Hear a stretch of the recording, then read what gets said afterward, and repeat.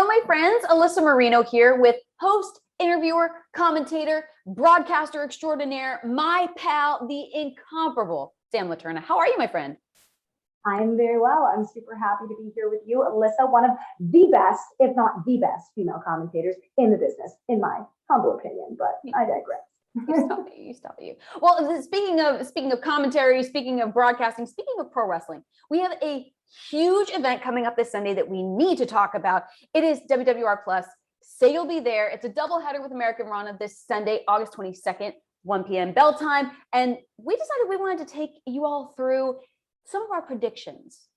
Let's roll through the card. It's a great card at that. It really, really is. And the first one that I'm very excited about, just because it seems like absolute chaos, is this tag team gauntlet where we have the outfielders versus the Sea Stars versus Kings of the District versus Top Dogs versus Scrunchie Pals versus Higher Society, with so many moving parts and so many potential outcomes. Sam, lay it on me. What do you think is going to go down?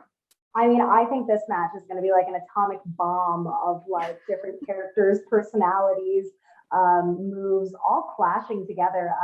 I really think that it's an opportunity for teams like Higher Society, Kings of the District to prove themselves.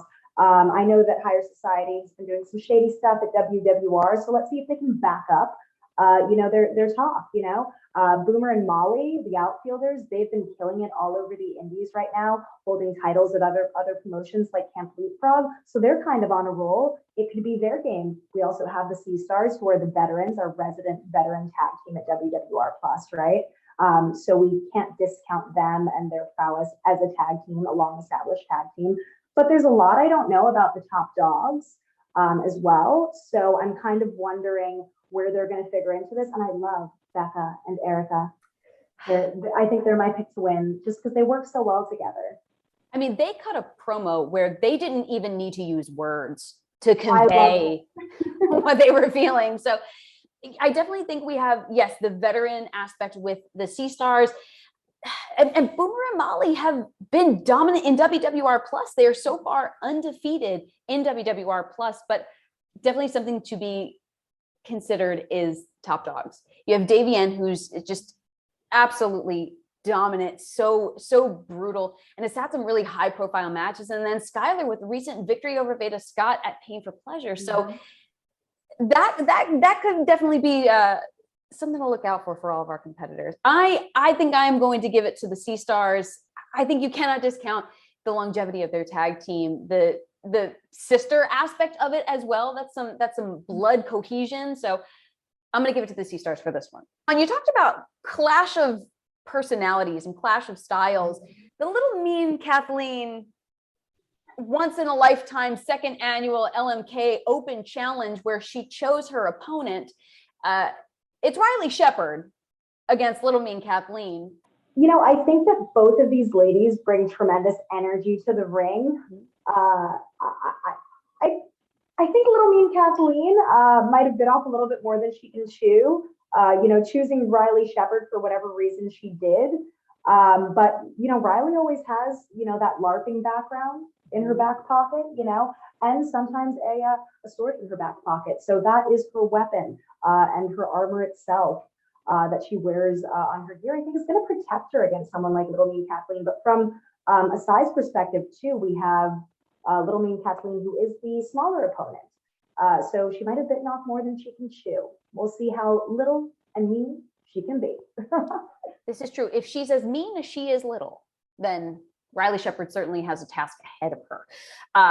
And also I think just little mean Kathleen is such a ball of energy, and sometimes the bigger they are, the harder they fall. So it could the size advantage be a disadvantage for Riley Shepard against a kind of wily opponent like little mean Kathleen? Now, moving on down the card, we have Alisha Edwards and Kayla Sparks. Now, this was really interesting because Kayla Sparks actually made her return to pro wrestling at Pain for Pleasure, her first match back since 2007, against someone like Alisha, who has been so consistent and so focused throughout the independent scene, throughout Impact. So how is this going to shake out? I'm really excited about this matchup because I heard a little bit about Kayla's story. I know that she suffered a really serious concussion or a series of concussions 14 years ago that led her to halt an otherwise promising career trajectory. So I'm rooting for her. Not that I'm rooting against Alisha necessarily, but I'm really just hoping that she can continue to show out and prove why she still deserves to be here. And anybody who comes back from an injury and gets in the ring after 14 years of not competing and they can still go, that's impressive to me. And her and Alisha, I believe, have wrestled each other before or trained with each other before, something along those lines. I saw some social media gossip about this, a little bit of tea. So I think they have a history that a lot of current present day fans might not be super aware of. So we're opening up a new can of worms here. Oh, I like that. What a chasm to kind of dive into. You always have the tea though, so I do appreciate that. Definitely, I agree. I'm rooting for Kayla Sparks, but I do not know how she's going to fare against a veteran like Alisha. So now moving down to more Impact talent, Kimberly versus Kaia McKenna, the Good Witch. The vibes of this match. All of the vibes. I have so many questions about this match because Kimberly has been showing a different side of herself on other platforms, other wrestling platforms, working with Su Yung. So are we going to see Kimberly, the light side of Kimberly that we all know, Princess Kimberly, or are we going to see this new incarnation of her? And if so, this will definitely be Kaia's darkest challenge to date. And can her white magic combat that kind of darkness?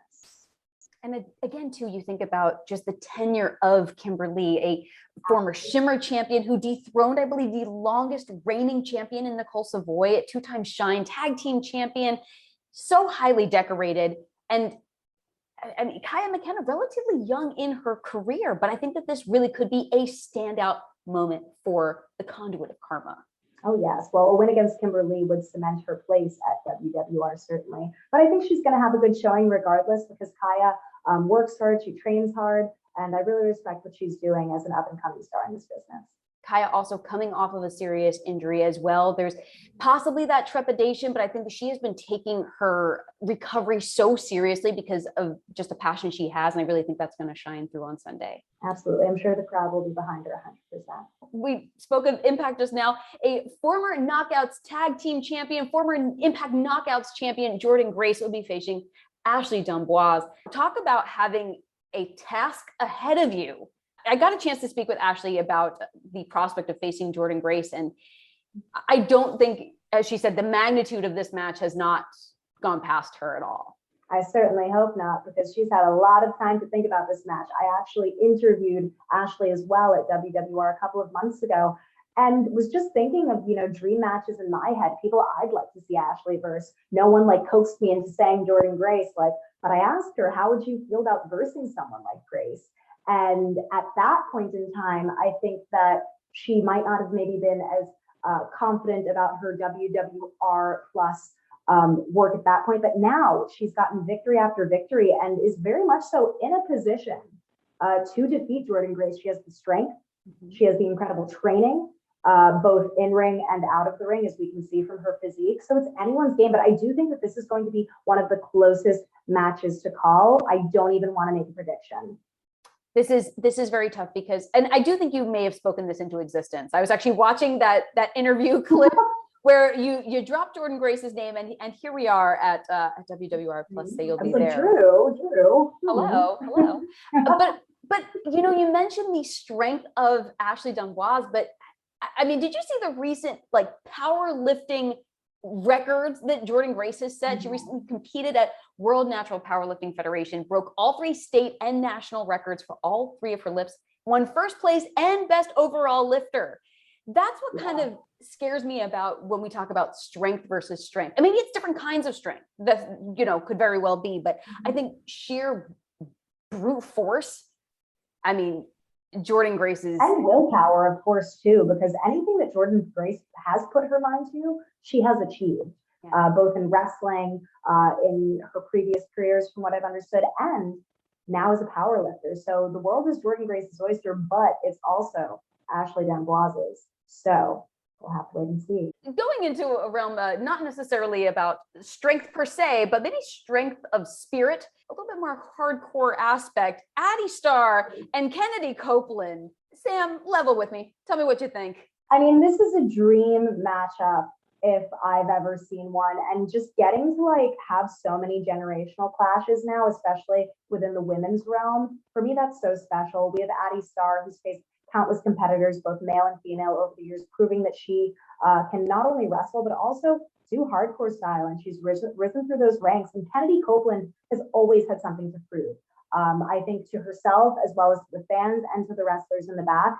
So this is her opportunity to do so, because we've seen her versus RSP, people like Atticus Kogar. She's a tough gal. We know this. And she's mastered hardcore, but can she master the master of hardcore? That really is the question. I definitely think no matter what, we're going to see possibly an even scrappier, even grittier side of Kennedi Copeland that we've seen in the past. And that's what it's going to take and more to get past a vet like Addy Starr. Absolutely. I think this is going to be a really gift-worthy match too. Ooh. And next, something got a little shady at Pain for Pleasure. Willow Nightingale is going to be picking two, at this time, mystery opponents against the administration. At Pain for Pleasure, we saw that Damian Adams was the guest referee, and things went a little topsy-turvy, and they did not go Willow's way, little underhanded.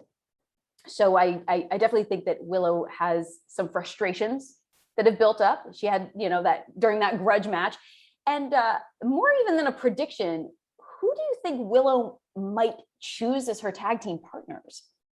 It can literally be anybody, because Willow has so many friends. This is the ultimate likable woman in wrestling. But I would definitely say top of mind, we can't forget about Edith Surreal, because last I checked, her head's starting to feel better. She's ready to go, recovered from that concussion, or almost recovered from that concussion. And I'm hoping that she is one of her trio's partners. I don't know who the other person could be, though. I'm hoping that it's a young competitor who could use the opportunity to prove themselves personally. There are so many people that I can't even pick out one specific one. So, but definitely I think Edith Surreal could be an incredible addition to this matchup, definitely in the corner of Willow. But I'm concerned about the administration. I'm very concerned. We already saw so many underhanded things. I really wonder how that's all going to shake out when the time comes. I know a little something about Tino San Antonio and Dones, actually. When I used to wrestle, I used to train with Tina and Dones. They've been working with each other a really long time. They're intimately connected. And Tina, I think, has a bit of a chip on her shoulder, as we saw from her beatdown of Willow Nightingale with the administration. Tina's been wrestling for over 10 years and has just now started to resurface on the scene, similar to Kayla Sparks in that way. So while, of course, Willow, I'm hoping she gets her comeuppance for bad behavior on the end of the administration, this is also Tina's time to show what she's got. So let's see. You want to make big moves against big people? Well, let's see if you can back it up. Tina did say that she feels like the way to get the power is to defeat the babe with the power. Now, having done that, granted underhandedly, at Pain for Pleasure, what does it mean now to really drive that point home? But now, the match that I think is so incredibly special, the two most dominant women in WWR Plus finally collide. There's been so many mind games along the way, but the Megasis Megan Bayne faces Trish Adora. Ooh, well, I'm very partial to Trish Adora. I'm a big fan of Trish's, but I think that this is going to be one of her most difficult challenges to date, because Megan poses such a difference stylistically. Whereas, we have Trish Adora, who is a pure style wrestler, also well-rounded in her own right, but tends to work pure rules. And then we have someone like Megan, who is very much so a powerhouse wrestler. They're both in the gym training hard.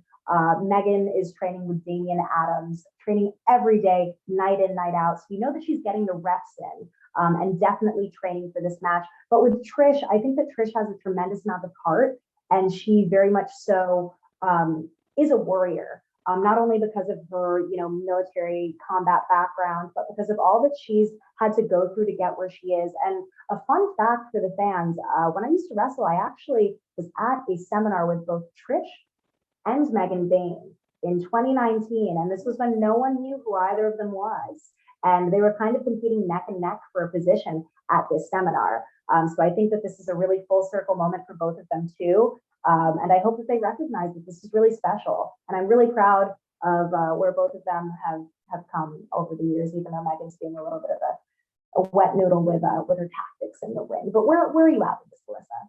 So I 100% agree just about the gravity of this situation. Trish Adora has the edge, I think, of being not only a physical, but a mental competitor, someone that plays chess to strategize and how that can kind of permeate everything that you do, whether it's in the ring or out. She actually, Trish told me that she plans to bounce Megan Bayne all over the White Eagle. So if that holds correct, then I think we may see Trish Adora victorious. But the thing that I think is a little bit nerve-wracking is that Megan Bayne doesn't say a whole lot. Megan Bayne doesn't really show her hand. And there may be something in her own strategy that we might be missing, whereas Trish has kind of divulged her plans. I still believe with my heart of hearts that that Trish will come out of this victorious, but again, she is facing a goddess. I think Paul and I talked about on commentary, how do you train a goddess? How do you defeat a goddess?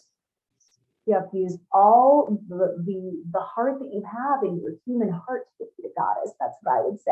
A little bit of a mythology nerd on my end. I love mythology. I would say that as long as Megan doesn't, do any trifling behavior, maybe using the goddesses from previous shows where she's had them interfere, I think it'll be a pretty even playing field because Megan's kind of got that strong mental game going, but it's silent. Whereas Trish, we all know that she mentally prepares for every match and she's versed just about everyone on the indie scene. Whereas I think Megan has kind of kept her talents and what she's capable of a little closer to her, waiting for the right moment to really show what she's capable of. So this is going to be the coming out for Megan Bayne, either way, victory or not. And Trish Adora, if she does win, if she doesn't, is going to continue to show why she's one of the biggest and brightest stars on the indies right now. I'm confident in that.